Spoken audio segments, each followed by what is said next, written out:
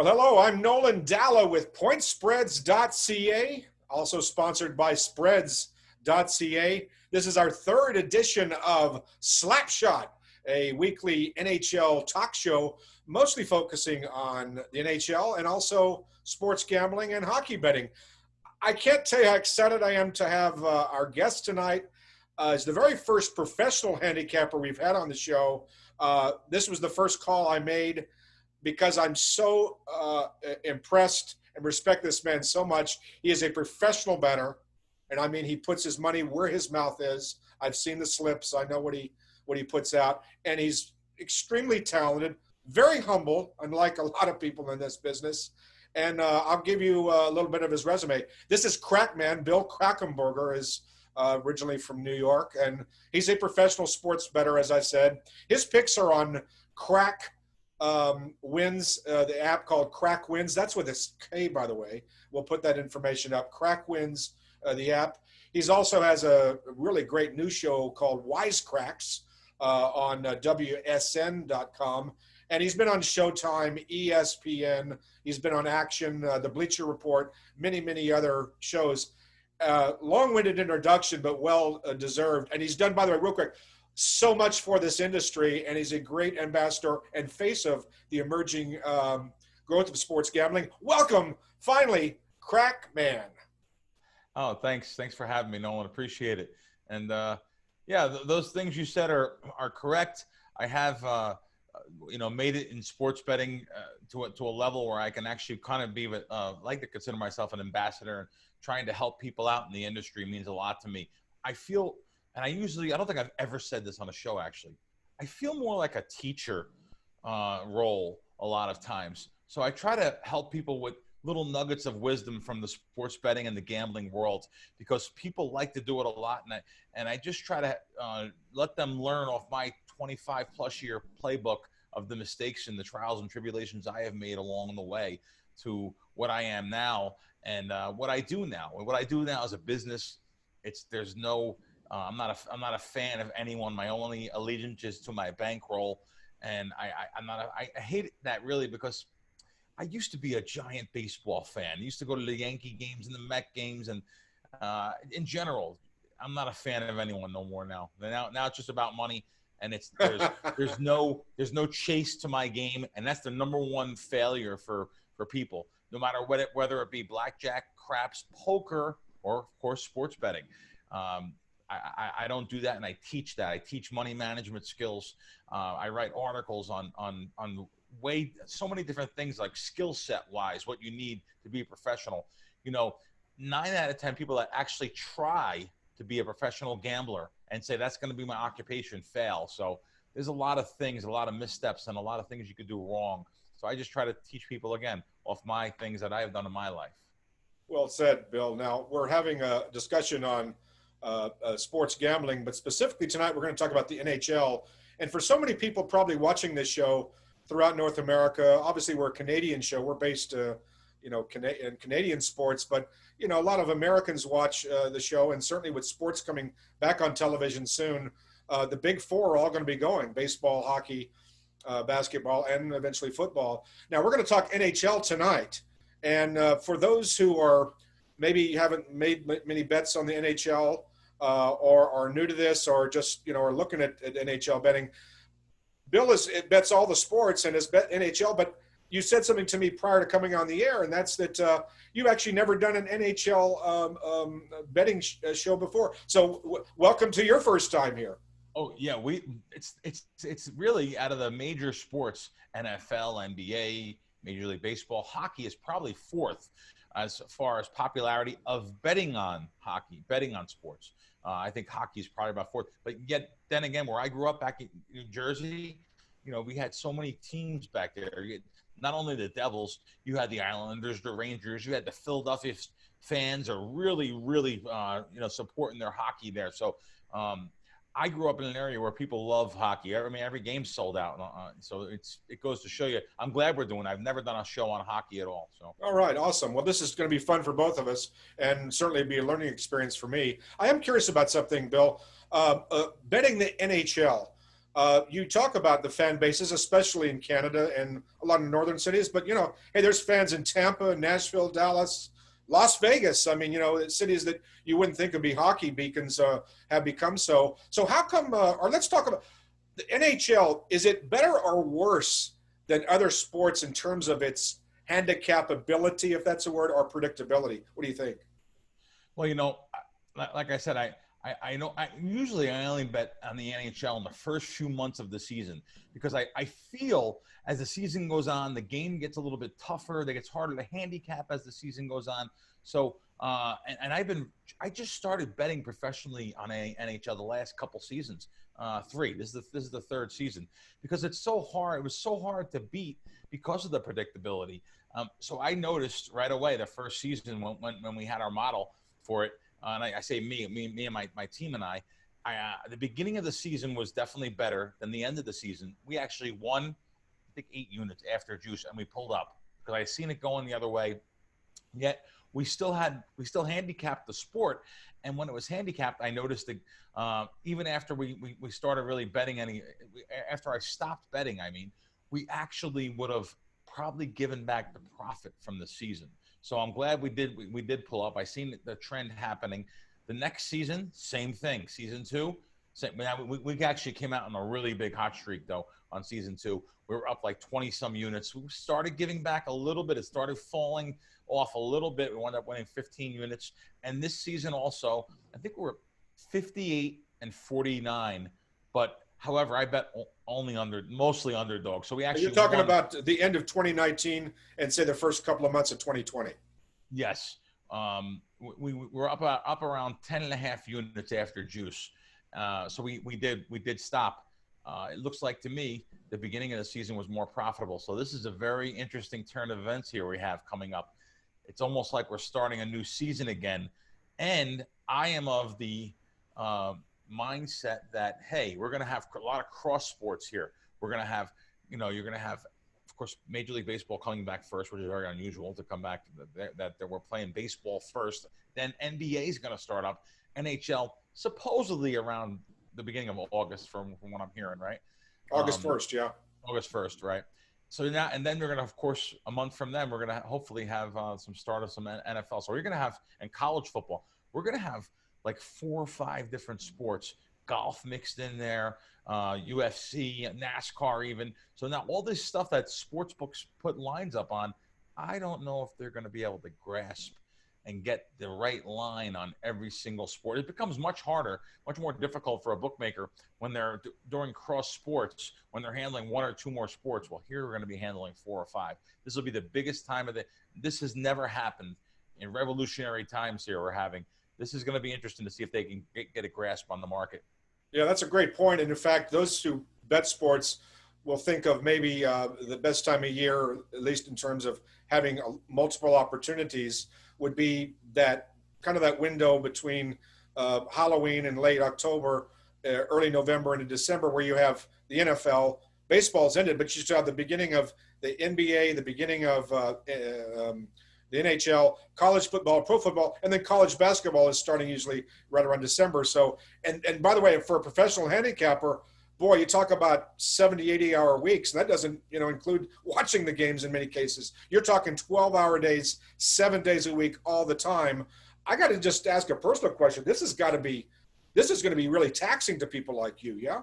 That's my most profitable months, though. I have had 6-figure months, January, December, and December, starting really November, December, January. Wow, I've never ever had a losing time. Matter of fact, I said this earlier to someone. I've never had a losing quarter in my life, thank God. Never mind losing year. Wow. But that time of the year, very profitable that time of the year. So you're absolutely right. This is going to be taxing on a lot of not only me and my team. Putting 60, 70, 80, that's not even right. You wouldn't believe the time I put in this when it comes to running around, betting games. I bet the games. So I'm actually running around to the casinos. I do also use the apps, of course, but some of the apps only take very low limits compared to in person. So you're talking about the apps here in Nevada and New Jersey, where you can bet using your phone, and obviously Line Shop, but that's online betting is what you're referring to, yes? Do you use offshore also, Bill? No, no more. I used to. Oh, I started doing offshore. No, no more. I live in Las Vegas now, and there's so many opportunities. I fly to Jersey now a lot on the weekends. Of course, during this pandemic, I haven't. But I during the NFL season, I am in Jersey good half the season. There's so much opportunity there. There's a dozen more outs, which I call it. Outs means betting outs, places to bet in New Jersey than there is in Nevada. People don't know that. We have there's 20 places to bet. I have so many apps right now that are funded. I have a ton of apps that are funded right now in New Jersey. So I'm going to Jersey most of the time during football season. Well, I wish I could tell you and some of the bets, but let's kind of get some advice specifically on NHL hockey now. I'm going to throw a theory at you that I've used, or Sure. probably it's pretty commonly known by NHL bettors, particularly bettors who follow totals, betting the total number of goals scored in the game, over under usually 5, 5.5, 6. Sometimes you'll see 6.5s. But come playoff hockey time, and August 1st, every game is a playoff game. Traditionally, goaltending has ruled in the playoffs. You get a couple of hot goaltenders, or even one hot goaltender, team can go a very long way. So I'm curious to know your thoughts on this long layoff. Are players going to be rusty? Are we going to see lower scoring games? I'm giving you a lot of questions to think about, but Right. will the odds makers still put up 5.5s and 6s like we see? And maybe we can exploit some unders here. What do you think? Well, I don't bet a lot of totals. However, I would think it's a real indicator for me anyway. Hockey also would come up overnight, the first set of lines sometimes, and also, but even early morning, I'll say, 8 o'clock Vegas time, all the lines will be up. So the full limits, they don't go into full limits until 8 a.m. So I would check that early morning line. And what I say is there's some free line services out there that you can follow all the opening lines, and you can actually see the lines move. Not in real time, but there's free services out there that are delayed only 2 minutes. I use a live line service that I pay for. That's instantaneous, but it doesn't matter. I would start tracking the opening line to the closing line, and an indicator will be just that first week of seeing where that line goes and if those totals hold up. So if they have a under 5.5, and I'll use some of the stronger books like Circa in town here in Las Vegas, very sharp book. They book me, they take bets. The Westgate also, they take sharp bets. But When I you say also take look at bets, you mean they'll take big action, right? That's what you're referring take to. big action. Yeah. Oh yeah, yeah. They'll take big action. The other sports books in town, they frown on big action, or they'll just throw me out. I've been thrown out of William Hill, and now I'm having a big problem with Yeah. Stations Casinos right now. So Right. and it just happens. And I don't mean to listen. I talk just as good about sports books than I talk bad. I'm only telling you from a firsthand experience. That's what I'm put on the earth to do, I feel. So I'll let you know what happens either way. But so I'll follow those opening lines, and then they're like the indicators in the market for me a lot of times. It's kind of a square thing to do, but especially and I say square because there's no origination handicap. We're looking at totals now. That's what we're talking about. So that's why I'm going this route on this conversation. I think what we do personally, what me and my guys do, everything we do is back tested. I have to have a back tested method that I know wins long term before I jump in and put my own money up. So we're talking about totals. I think this is a great thing to do. Just following the opening line of the total, see where it goes on the closing line, see if it sticks, see if it holds. If a game goes from 5.5 at Circa down to 5 under 20, well, let's see what happens at the end of that game and start tracking it. Yes, this is work. You're going to have to put work in. However, it's so great when it works out. So I think the bookmaker knows what we know, though. So maybe these guys are coming back a little cold. They haven't played in a while. Maybe there's more of a tendency for low scoring. The bookmakers may know that also, and they may open up these lines. I'm not going to say a half a goal lower, but maybe skewed to the under, where a line in the normal season would open up 5.5 flat. Maybe they'll open up 5.5 under 25 now, where you have to lay $1.25 to win 100. So it's a good point. It's a good question you have, and I'm looking forward to see what happens myself. I'm here with my guest, Bill Krackomberger, Crackman, and on pointspreads.ca. Slapshot is the show. We talked again before we came on the air, and you mentioned you had a couple of, or at least one good sports betting or at least hockey story. I don't know if it's a bad beat story. I'm not sure what I'm going to hear here, but Yeah. almost everybody loves to hear great sports betting stories. You're going to share one. I'd love to hear it. This is a good one too, and not one. I don't think I've ever talked. Maybe one time I talked about it, but so I have great connections for tickets out here in Vegas, and I don't go to games. I'm not a guy. But people find this fascinating. I don't even watch a lot of the games. I'll watch NFL Sunday. My buddies come in town. I'll watch a little bit, but I don't really watch basketball, even though I bet tens of thousands per night on it. Literally, there's nights I'll have 100,000 in action. There's no reason to watch it. Most of the games are decided in the last couple minutes. So people find it fascinating that I don't even know the players. I mean, I really don't. I could probably name 20 NBA players, yet I'm betting NBA totals every night. Thousands on them, 5,000, 10,000 a game if I can get down on it. So, but what I'm going to here is I had tickets for the playoffs and the Stanley Cup games here when Vegas Golden Knights played Washington. So the buddies I was going with, they were all at a big, beautiful box. I mean, it was really, really classy the way they did it. And I had tickets every night. These guys, they said, come on, Crack, come along with us. And I wind up going the first night. And the first night alone, living here in Las Vegas, none of these guys knew this, though. Living here in Las Vegas, what is everyone betting? Do you think anyone's betting Washington and Las Vegas? Not happening. Las Vegas Golden Knights. Here in Las Vegas, I'll give you a perfect example of the first game, was minus like 160, 170. They were almost 2-1 favored by the time that the puck dropped, whereas the offshore line, which, by the way, is the sharper line, or even the Jersey line, and I say Jersey because a lot of the Jersey books, they're European books, they actually go by the offshore more than the ones in Las Vegas do. So, of course, the sharper line, the game was more towards minus 130, minus 140. Well, really, in Vegas here, it was minus 170. So I was taking back 150, literally, because just the value I had to do it. So I remember I bet like $2,000 on Washington plus $1.50, where the offshore line was like minus $1.47 or minus $1.45. I knew I had the value, is what I'm trying to say. It was a built-in value because of the bias of the Vegas fans. First Stanley Cup game, Las Vegas taking bets on hockey on this particular game, on these games. So I go in, and the guys I'm all with, they got the Vegas night shirts on, the Vegas things. I don't know what happened. I guess emotion just took over. I started rooting for Vegas. Whenever people stood up, you understand that it's so electric. The Vegas night experience is so electric. If you've ever been to a hockey game and then you come to Las Vegas for a hockey game, they're so fan friendly. They get the family involved. What a great job Las Vegas Golden Knights do. But you're betting against your own money? You're betting against yourself? I'm sorry. Absolutely insane. I actually was standing. I have video on my phone of me standing cheering as they were this big drum they were revving up, and then Las Vegas is scoring, and I'm yelling and screaming.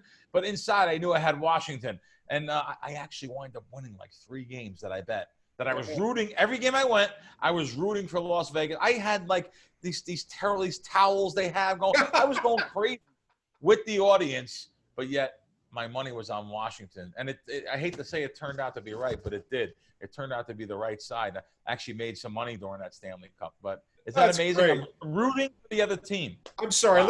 a little bit of a fist pump as you're exiting the arena. Yeah. Like, hey, my $2,000 just doubled up, or actually made more. Yeah, I mean, I could never tell anyone. Well, maybe not so much in Vegas. Vegas is a nice, like I said, that family crowd. You imagine doing that for a Philadelphia Flyers game, walking out and saying something, they would kill you. They would hang you up. I mean, they'd throw snowballs at Santa Claus over there. So, yeah. Never live that down. Hey, Crackman, great story, great addition to the show, and I think everybody gets that. A lot of people have their favorite team, and maybe the values the other way. By the way, I got a follow up on that. Is that the case in New Jersey when New Jersey sports opened up, at least legally? They've been betting in New Jersey for a long 2 years ago, but now legally, particularly, I'm guessing with the Eagles, Giants, Jets, and which are going to get a lot of money. Could you get some value betting the other way?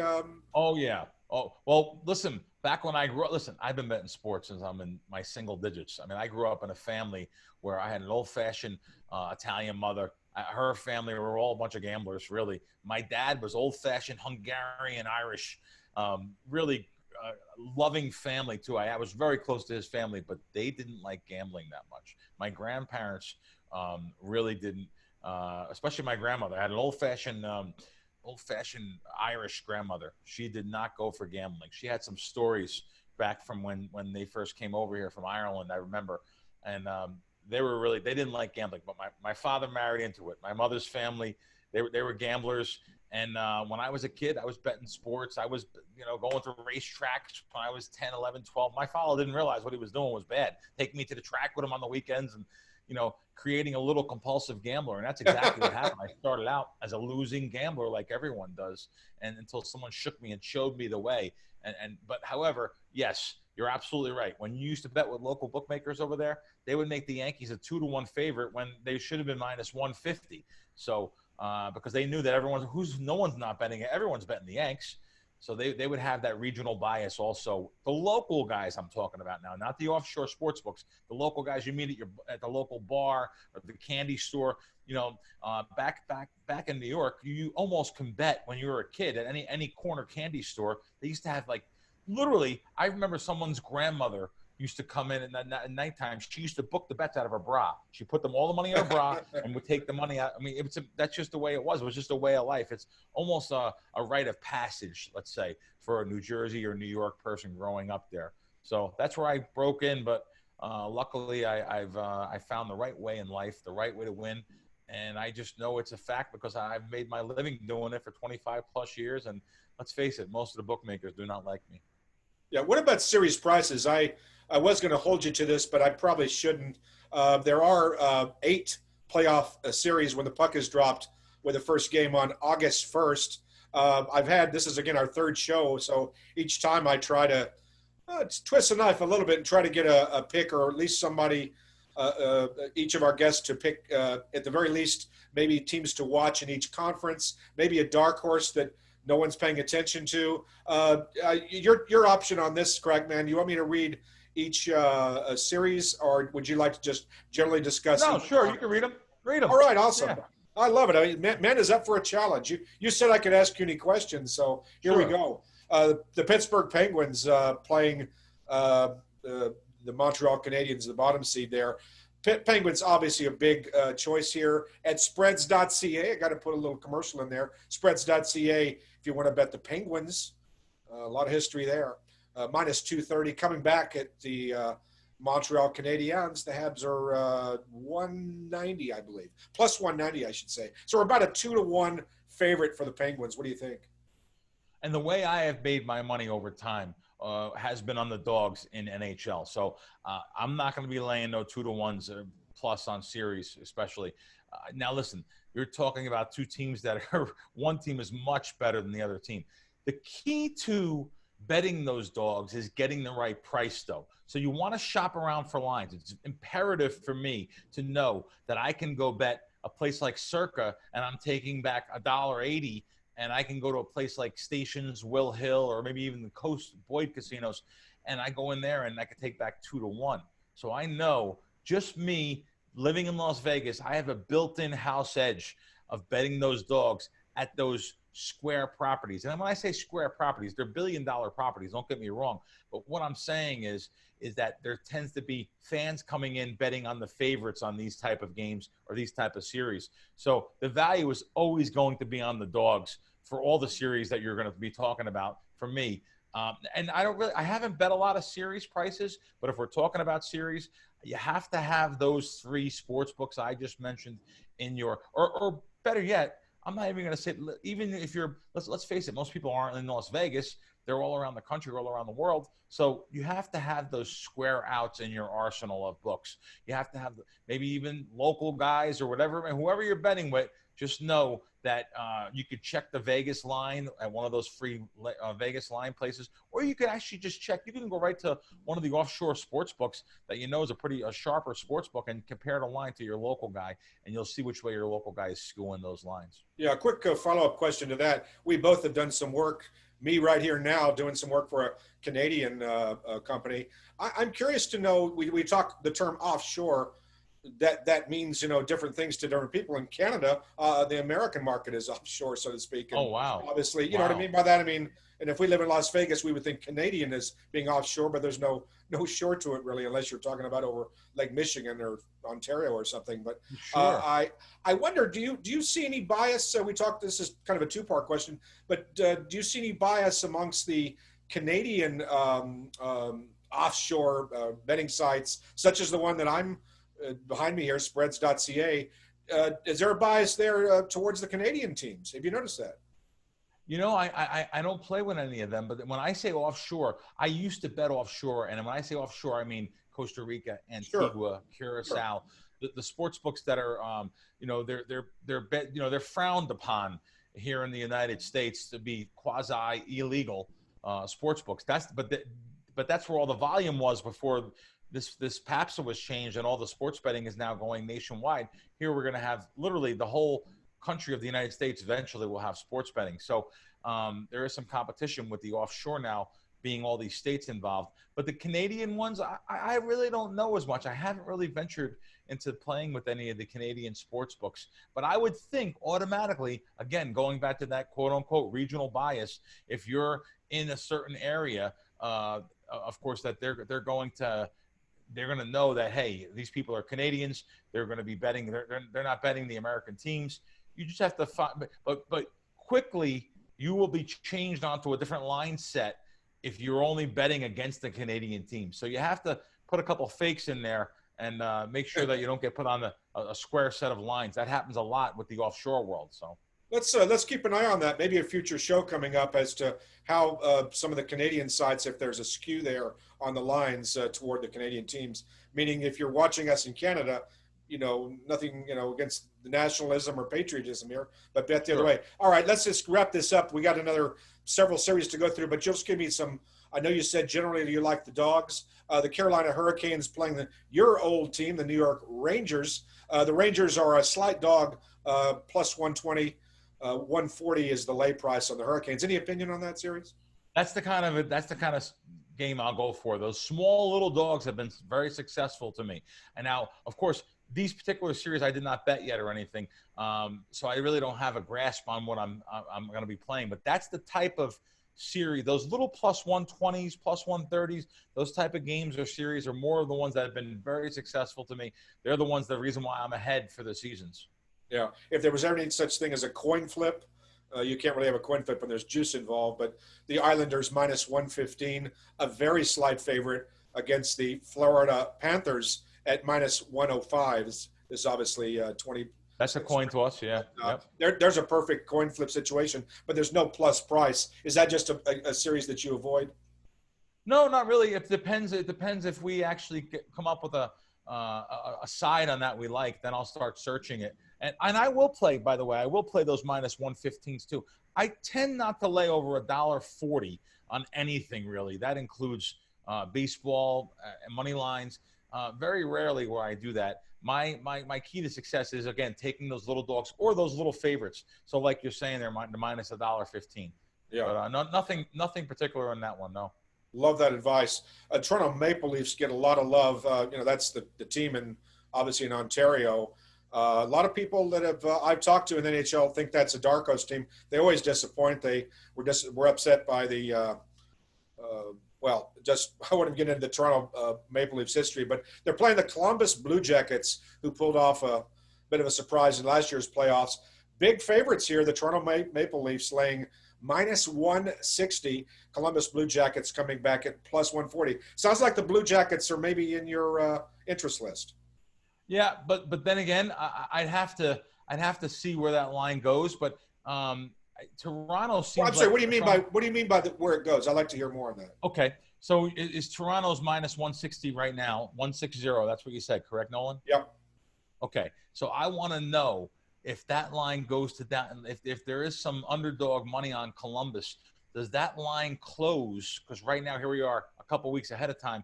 I want to know where that line's going more towards game time. And if I see that line dropping minus 150, even minus 140 of that series, I'll tend to strike at some of the slower moving books, like I mentioned here in Las Vegas, That is nothing more than what's called market handicapping. You don't have to know who's playing, who's starting, who's at the goal, nothing. You just have to know that, hey, one of the sharper sports books are moving the line down, and here you have slower moving sports books that normally get square favorite money. They're still dangling that plus 140 or even plus 150 when the sharper sports books are dropping. So it's just market handicapping. I almost want to edit that 45 seconds out of the show because what you said there is just absolute gold.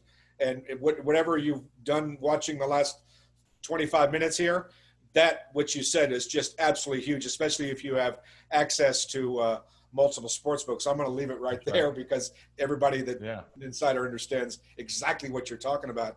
And there's an old joke. That's what handicap parking spaces are for, but let's don't. That's right. All right. Back in the old days when we used to run between sports books, that was a cool thing to say. I'm sorry.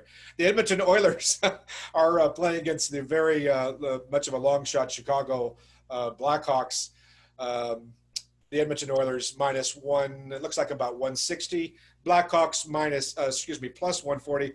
Blackhawks don't have any shot here, do they? Well, I'll tell you, that is you've hit on one of the markets that is really popular to bet on in Las Vegas. These Chicago teams, I'm talking about the Bears. There's such a fan loyalty here, whether it be the Bears or, believe it or not, it crosses over sometimes to hockey to the Blackhawks. So, again, watching those lines, watching where they go. I don't mean to sound like a broken record here. I mean, the only way to go really is for a lot of these series, once they get to a certain price, is the dog for me. But I have to watch out on that.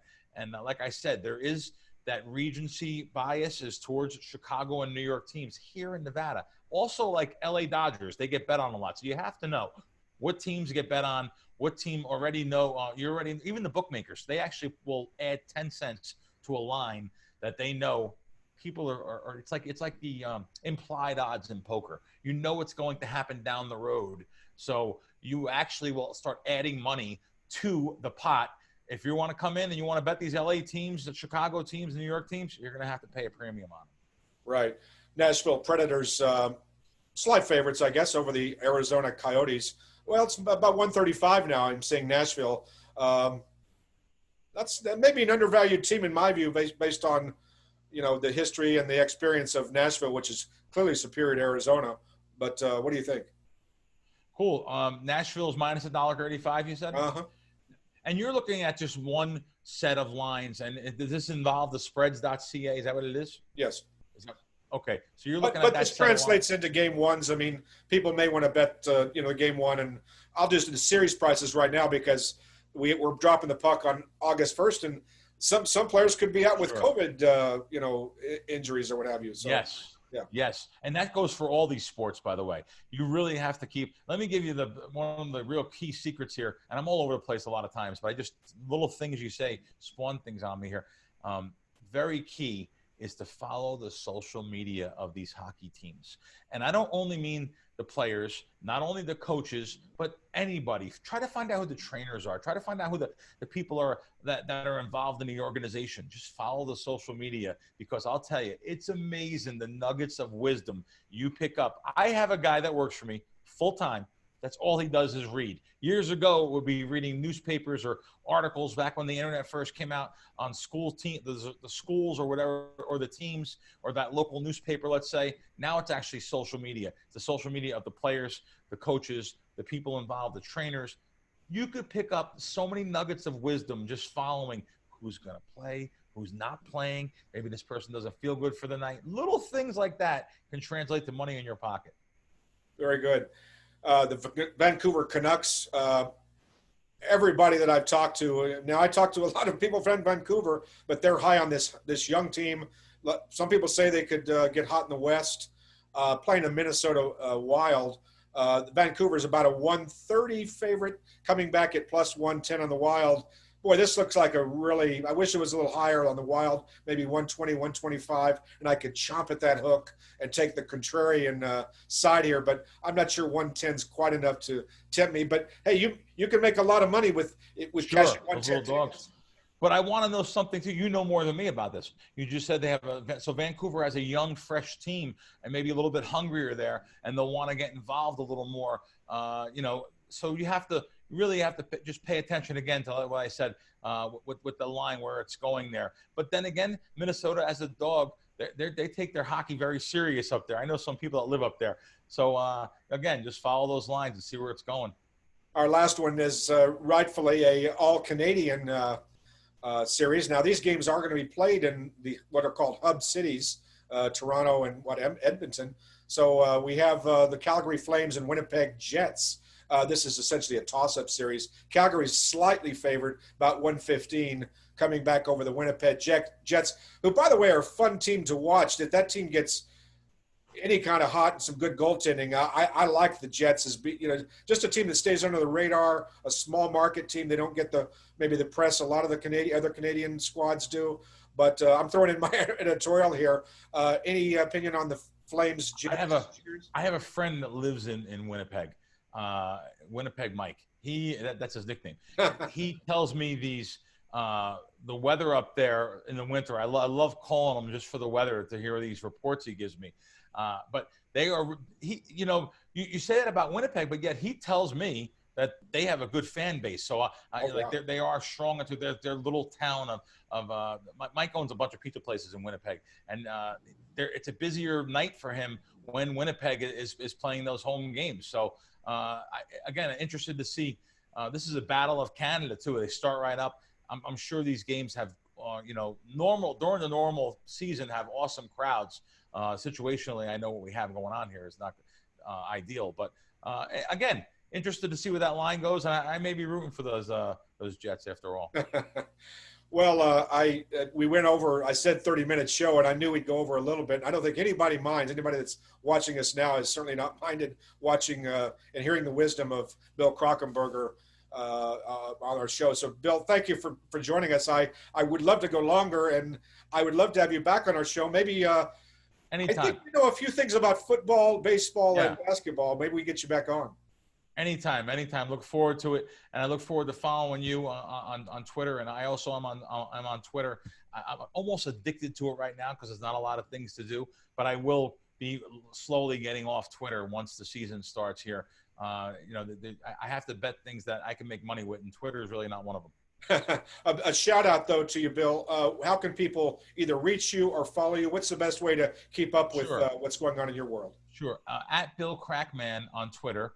It's with a K. Also, crackwins.com, and I have a Crackwins app in the Apple and Google Play store. So, yeah, just follow me. Any one of them, be great. Outstanding. A great guest, Crackman, the one and only. Somebody to watch, by the way. Archive this show because sports betting is getting big in this country. It's getting legalized in a lot of states. You are there at the forefront. I've seen what you've done in New Jersey, certainly Nevada. One of the most respected, honest, humble people I know in this industry. I would love to have you back again. Thank you for our guest, being our guest, Bill Crackman. Anytime, Nolan. Thank you for having me. My pleasure.